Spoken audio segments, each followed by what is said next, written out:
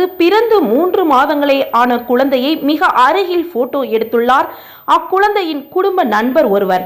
Flash பாதிப்பினால் ஒரு கண்ணின் பார்வையை இழந்துள்ளது அக்குழந்தை. புகைப்படம் எடுத்த பின் குழந்தையின் கண்களில் ஏதோ மாற்றத்தை கண்ட பெற்றோர்கள் அதிர்ந்து போய் குழந்தையை மருத்துவமனைக்கு கொண்டு சென்றுள்ளனர்.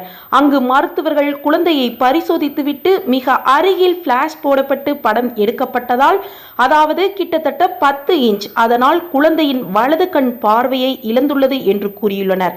மேலும் சக்தி வாய்ந்த பிளாஷ் குழந்தையின் கண்களில் உள்ள கருமணியை பாதிப்புக்குள்ளாக்கி விடும் என்று மருத்துவர்கள் எச்சரித்துள்ளனர். நம்மில் சிலர் குழந்தை பிறந்தவுடனே அக்குழந்தையை செல்போனிலும் சக்தி வாய்ந்த கேமரா மூலமும் பல கோணங்களில் அடிக்கடி படம் எடுத்து வெளிநாட்டில் இருக்கும் குழந்தையின் தந்தைக்கும் உறவினர்களுக்கும் நண்பர்களுக்கும் ஆர்வக்கோளாறின் காரணத்தினால் அனுப்புகின்றோம்.